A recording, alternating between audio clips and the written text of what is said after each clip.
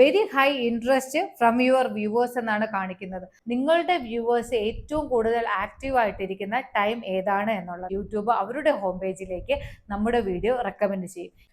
Hi friends, പുതിയൊരു വീഡിയോയിലേക്ക് എല്ലാവർക്കും സ്വാഗതം. YT സ്റ്റുഡിയോ ആപ്ലിക്കേഷൻ നമുക്ക് തന്നിരിക്കുന്നത് എന്തിനാണെന്ന് നിങ്ങൾക്കറിയാമോ? പലരും YT സ്റ്റുഡിയോ ഉപയോഗിക്കുന്നത് അവരുടെ ചാനലിൽ എത്ര വ്യൂസ് ആയി, എത്ര സബ്സ്ക്രൈബേഴ്സ് ആയി, നമുക്ക് എത്ര വാച്ചവർ ആയി എന്നൊക്കെ ചെക്ക് ചെയ്യാൻ വേണ്ടിയിട്ടാണ്. എന്നാൽ വലിയ വലിയ ക്രിയേറ്റേഴ്സ് അവരുടെ ചാനലിലെ വീഡിയോസ് അപ്ലോഡ് ചെയ്യുമ്പോൾ അവർക്ക് ലക്ഷങ്ങളാണ് വ്യൂസ് ലഭിക്കുന്നത്. അത് എന്തുകൊണ്ടാണെന്ന് നിങ്ങൾക്കറിയാമോ? അവര് വീഡിയോസ് അപ്ലോഡ് ചെയ്യുന്നതിന് വേണ്ടിയിട്ട് അവർ YT സ്റ്റുഡിയോ യൂസ് ചെയ്യുന്നുണ്ട്. എന്നാൽ ഞാനും എൻ്റെ പല വീഡിയോകളും ക്രിയേറ്റ് ചെയ്യുന്നതിന് വേണ്ടിയിട്ട് YT സ്റ്റുഡിയോയുടെ സഹായം തേടാറുണ്ട്.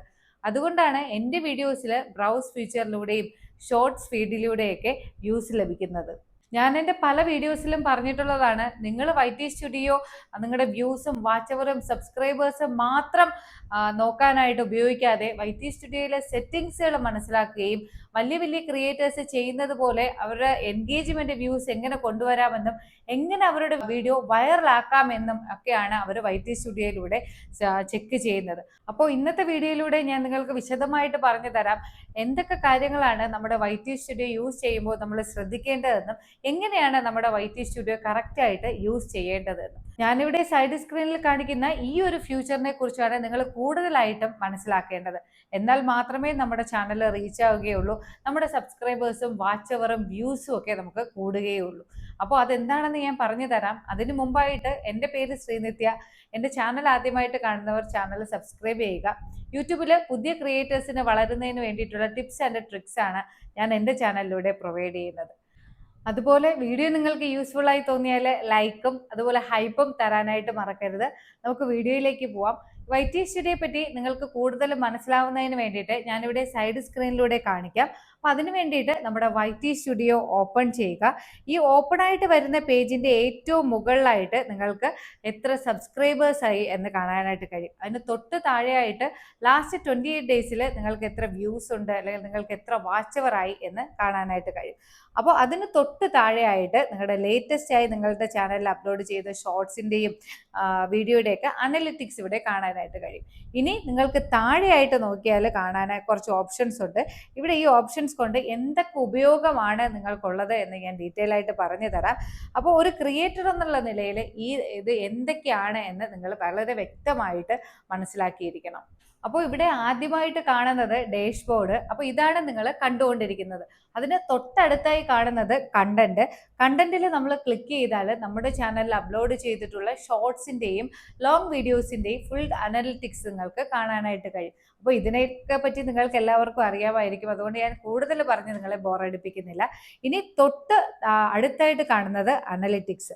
ഇതാണ് പ്രധാനമായിട്ടും നമ്മൾ അറിഞ്ഞിരിക്കേണ്ട ഒരു സെറ്റിങ്സ് എന്ന് പറയുന്നത്. ഞാൻ നിങ്ങളോട് ഉറപ്പിച്ച് പറയുന്നു, YT സ്റ്റുഡിയോയിലെ അനലിറ്റിക്സ് നിങ്ങൾ വളരെ വ്യക്തമായിട്ട് മനസ്സിലാക്കിയാൽ മാത്രമേ നിങ്ങളുടെ ചാനൽ ഗ്രോ ആക്കി കൊണ്ടുവരാൻ സാധിക്കുകയുള്ളൂ. അതിന് വേണ്ടിയിട്ട് നമുക്ക് ഇവിടെ അനലിറ്റിക്സിൽ ക്ലിക്ക് ചെയ്യുക. ഓപ്പണായി വരുന്ന പേജിന്റെ മുകളിലായിട്ട് നിങ്ങൾക്ക് ട്രെൻഡ്സ് എന്ന് പറയുന്ന ഒരു ഓപ്ഷൻ കാണാനായിട്ട് കഴിയും.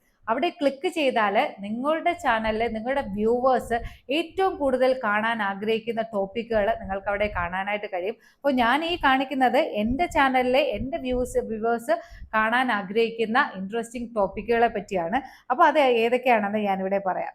അപ്പോൾ ഒന്നാമത് എൻ്റെ വ്യൂവേഴ്സ് ഏറ്റവും കൂടുതൽ സെർച്ച് ചെയ്യുന്ന ടോപ്പിക്ക് എന്ന് പറയുന്നത് യൂട്യൂബ് മോണിറ്റൈസേഷൻ പോളിസി മലയാളം. രണ്ടാമത്തത് how to earn money from YouTube latest video.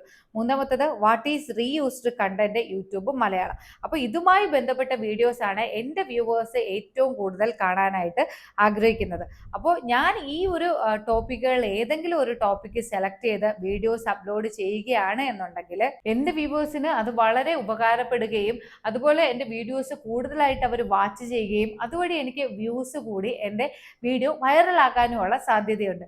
ഇന്ന് പല ക്രിയേറ്റേഴ്സും ഇത് തന്നെയാണ് ചെയ്യുന്നത്. അപ്പോൾ നിങ്ങളുടെ YT സ്റ്റുഡിയോയിൽ ഈ അനലിറ്റിക്സ് ചെക്ക് ചെയ്തതിന് ശേഷം നിങ്ങളുടെ വ്യൂവേഴ്സും കാണാൻ ആഗ്രഹിക്കുന്ന ടോപ്പിക്കുകൾ സെലക്ട് ചെയ്യുക. അതിൽ നിന്നും വീഡിയോകൾ ക്രിയേറ്റ് ചെയ്യാനായിട്ട് ശ്രമിക്കുക. ഇങ്ങനെ നിങ്ങൾ ചെയ്യുകയാണെങ്കിൽ ഉറപ്പായിട്ട് നിങ്ങൾക്ക് നിങ്ങളുടെ ചാനൽ റീച്ചാക്കി എടുക്കാനും നിങ്ങളുടെ ചാനലിലെ സബ്സ്ക്രൈബേഴ്സും വ്യൂസും വാച്ചവറും ഒക്കെ കൂട്ടിയെടുക്കാനും സാധിക്കും. അപ്പോൾ ഇനി ഞാനൊരു കാര്യം പറയാം. ഇപ്പോൾ ഞാൻ എൻ്റെ ചാനലിൽ യൂട്യൂബ് മോണിറ്റൈസേഷൻ പോളിസി മലയാളം എന്ന ടോപ്പിക്കിനെ പറ്റി ഒരു വീഡിയോ ചെയ്യുകയാണ് എന്ന് വിചാരിക്കുക. അപ്പോൾ ഞാൻ എന്തായിരിക്കും അതിൽ ടൈറ്റിലായിട്ട് കൊടുക്കുക? അപ്പോൾ ഞാൻ കൊടുക്കുന്നത് നിങ്ങൾ സെർച്ച് ചെയ്ത അതേ ടൈറ്റിൽ തന്നെയായിരിക്കും. യൂട്യൂബ് മോണിറ്റൈസേഷൻ പോളിസി 2025 എന്നോ ഇല്ലെങ്കിൽ യൂട്യൂബ് മോണിറ്റൈസേഷൻ പോളിസി മലയാളം എന്നോ ആയിരിക്കും ഞാൻ ടൈറ്റിൽ കൊടുക്കുന്നത്. അപ്പോൾ നിങ്ങളും ഇതുപോലെ നിങ്ങളുടെ വ്യൂവേഴ്സ് കാണാൻ ആഗ്രഹിക്കുന്ന ടോപ്പിക്കുകൾ സെലക്ട് ചെയ്യുക. അതിൽ അവരെന്താണോ സെർച്ച് ചെയ്യുന്നത് അതേ ടൈറ്റിൽ തന്നെ നിങ്ങളുടെ വീഡിയോയുടെ ടൈറ്റിലായിട്ട് കൊടുക്കാനായിട്ട് ശ്രമിക്കുക. ഇങ്ങനെ നമ്മൾ കൊടുക്കുന്നത് കൊണ്ട് നമുക്ക് എന്താണ് ഗുണം എന്ന് പറഞ്ഞാൽ, നമ്മുടെ ഒരു വ്യൂവർ ഈ ഒരു ടോപ്പിക്കിനെ പറ്റി സെർച്ച് ചെയ്യുന്ന ടൈമിൽ നമ്മുടെ ചാനലിന്റെ റീച്ച് അനുസരിച്ച് യൂട്യൂബ് അവരുടെ ഹോം പേജിലേക്ക് നമ്മുടെ വീഡിയോ റെക്കമെൻഡ് ചെയ്യും. ഇങ്ങനെ റെക്കമെൻഡ് ചെയ്യുന്നത് കൊണ്ട് നമുക്ക് തന്നെയാണ് അതിന്റെ പ്രയോജനം എന്ന് പറയുന്നത്.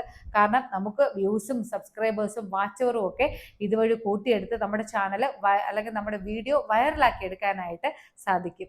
ഇനി നമ്മൾ അപ്ലോഡ് ചെയ്യുന്ന വീഡിയോയുടെ ഡിസ്ക്രിപ്ഷൻ ബോക്സിൽ കൊടുക്കേണ്ട കീവേഡ്സും നമുക്ക് ഇവിടെ നിന്ന് തന്നെ എടുക്കാനായിട്ട് സാധിക്കും. അപ്പോൾ നിങ്ങൾ വിചാരിക്കുക, ഞാൻ അപ്ലോഡ് ചെയ്യുന്ന വീഡിയോ ഇപ്പോൾ യൂട്യൂബ് മോണിറ്റൈസേഷൻ പോളിസി മലയാളം എന്നതിനെ പറ്റിയാണ്. അപ്പോൾ ഞാൻ അതിൽ കൊടുക്കേണ്ട കീവേഡ്സ് എനിക്ക് ഇവിടുന്ന് തന്നെ എടുക്കാനായിട്ട് സാധിക്കും. അതിന് വേണ്ടിയിട്ട് യൂട്യൂബ് മോണിറ്റൈസേഷൻ മലയാളം എന്ന് ഞാൻ ഇവിടെ കൊടുത്തിരിക്കുന്നിടത്ത് ക്ലിക്ക് ചെയ്യുക. ഇവിടെ ഏറ്റവും മുകളിലായിട്ട് നോക്കിയാൽ നിങ്ങൾക്ക് കാണാനായിട്ട് കഴിയും യൂട്യൂബ് മോണിറ്റൈസേഷൻ പോളിസി മലയാളം എന്നുള്ളതിന് ഹൈ വോളിയം ആണ് കാണിക്കുന്നത്. അതുപോലെ നിങ്ങൾക്ക് താഴെ high volume, medium volume, low volume എന്നിങ്ങനെ പല കീവേഡ്സും ഇവിടെ കാണാനായിട്ട് കഴിയും. അപ്പോൾ നിങ്ങൾ അപ്ലോഡ് ചെയ്യുന്ന വീഡിയോയിൽ ഈ കീവേഡ്സ് നിങ്ങളുടെ ഡിസ്ക്രിപ്ഷൻ ബോക്സിൽ കൊടുക്കുകയാണ് എന്നുണ്ടെങ്കിൽ നിങ്ങൾ അപ്ലോഡ് ചെയ്യുന്ന വീഡിയോസ് യൂട്യൂബിന്റെ സെർച്ചിൽ വരാനുള്ള സാധ്യതയുണ്ട്. അപ്പോൾ നിങ്ങൾ ഒരു കാര്യം മനസ്സിലാക്കുക, ഞാനിവിടെ കാണിക്കുന്നത് എൻ്റെ YT സ്റ്റുഡിയോയിൽ എൻ്റെ വ്യൂവേഴ്സ് കാണാൻ ആഗ്രഹിക്കുന്ന ടോപ്പിക്കുകളും ഞാൻ എന്തൊക്കെ കീവേഡ്സ് കൊടുക്കണം എന്നുള്ളതിനെ പറ്റിയാണ്. അപ്പം നിങ്ങൾ അപ്ലോഡ് ചെയ്യുന്ന ടൈമിൽ നിങ്ങൾ YT സ്റ്റുഡിയോ ചെക്ക് ചെയ്ത് നിങ്ങളുടെ വ്യൂവേഴ്സ് കാണാൻ ആഗ്രഹിക്കുന്ന ടോപ്പിക്കുകൾ ഏതാണെന്ന് ആദ്യം സെർച്ച് ചെയ്യുക. അപ്പോൾ അതുമായി ബന്ധപ്പെട്ട ടൈറ്റിൽ നിങ്ങളുടെ വീഡിയോയിലെ ടൈറ്റിലായിട്ട് കൊടുക്കുക. അതുമായി ബന്ധപ്പെട്ട കീവേഡ്സും ഞാൻ ഈ കാണിക്കുന്നത് പോലെ കൊടുക്കുക. അപ്പോൾ ഇനി തൊട്ട് താഴെയായിട്ട് നമ്മൾക്ക് ഓവർവ്യൂ എന്ന് പറയുന്ന ഒരു ഓപ്ഷൻ കാണാനായിട്ട് കഴിയും. ഈ ഓവർവ്യൂ എന്നുള്ളിടത്ത് നമുക്ക് അതിനെപ്പറ്റി കൂടുതൽ പറയേണ്ട ആവശ്യമൊന്നുമില്ല. ലാസ്റ്റ് 28 ഡേയ്സിൽ നമ്മൾ ഏറ്റവും കൂടുതൽ ടോപ്പ് കണ്ടന്റ് നമ്മൾ അപ്ലോഡ് ചെയ്ത വീഡിയോയിലും ഷോർട്സിലായിരുന്നാലും ടോപ്പ് കണ്ടന്റുമായിട്ടുള്ള കാര്യങ്ങളാണ് ഇവിടെ കാണിക്കുന്നത്. ഇനി തൊട്ടടുത്തായിട്ട് കാണുന്ന കണ്ടന്റ് അവിടെ ക്ലിക്ക് ചെയ്യുക. അപ്പോൾ കുറച്ച് ഓപ്ഷൻസ് നിങ്ങൾക്ക് ഇവിടെ കാണാനായിട്ട് കഴിയും. അതിൽ ആദ്യത്തെ ഓപ്ഷൻസ് ഒന്നും വളരെ പ്രധാനമായിട്ടുള്ളതല്ല. ഇനി അതിന് താഴെയായിട്ട് കാണുന്ന ഹൗ വ്യൂവേഴ്സ് ഫൈൻഡ് യു, ഇതാണ് നമ്മൾ അറിഞ്ഞിരിക്കേണ്ട വളരെ പ്രധാനപ്പെട്ട ഒരു ഓപ്ഷൻ എന്ന് പറയുന്നത്. അപ്പോൾ ഇതിൽ നിങ്ങൾക്ക് ബ്രൗസ് ഫീച്ചറിലൂടെയും അതുപോലെ ഷോർട്സ് ഫീഡിലൂടെയും യൂട്യൂബർ റെക്കമെൻഡേഷനിലൂടെയും യൂട്യൂബ് ചാനൽ പേജ് ഇതുവഴിയൊക്കെ നിങ്ങളുടെ ചാനലിൽ വ്യൂസ് ലഭിക്കുന്നുണ്ട് എങ്കിൽ നിങ്ങൾക്കൊരു കാര്യം മനസ്സിലാക്കാം, നിങ്ങളുടെ ചാനൽ ഇപ്പോൾ പതിയെ ഗ്രോ ചെയ്യുന്നുണ്ട്. ഇനി അതല്ല, ഇതുവഴിയൊന്നും നിങ്ങൾക്ക് വ്യൂസ് ലഭിക്കുന്നില്ല അല്ലെങ്കിൽ വ്യൂസ് കുറച്ചാണ് ലഭിക്കുന്നത് എന്നുണ്ടെങ്കിൽ ഒരു കാര്യം മനസ്സിലാക്കുക, നിങ്ങൾ അപ്ലോഡ് ചെയ്യുന്ന കണ്ടന്റിലും എഡിറ്റിങ്ങിലും ഒക്കെ ചെറിയ മാറ്റങ്ങൾ വരുത്തേണ്ടത് അത്യാവശ്യമാണ്. ഇനി തൊട്ടടുത്തായിട്ട് ഓഡിയൻസ് അവിടെ ക്ലിക്ക് ചെയ്യുക. മുകളിലോട്ട് സ്ക്രോൾ ചെയ്ത് പോയാൽ നിങ്ങൾക്ക് കാണാനായിട്ട് കഴിയും when your viewers are on YouTube എന്നൊരു ഗ്രാഫ്. അപ്പോൾ അവിടെ നിങ്ങൾ ഡീറ്റെയിൽ ആയിട്ട് ചെക്ക് ചെയ്ത് കഴിഞ്ഞാൽ നിങ്ങൾക്ക് മനസ്സിലാക്കാൻ കഴിയും നിങ്ങളുടെ വ്യൂവേഴ്സ് ഏറ്റവും കൂടുതൽ ആക്റ്റീവ് ആയിട്ടിരിക്കുന്ന ടൈം ഏതാണ് എന്നുള്ളത്.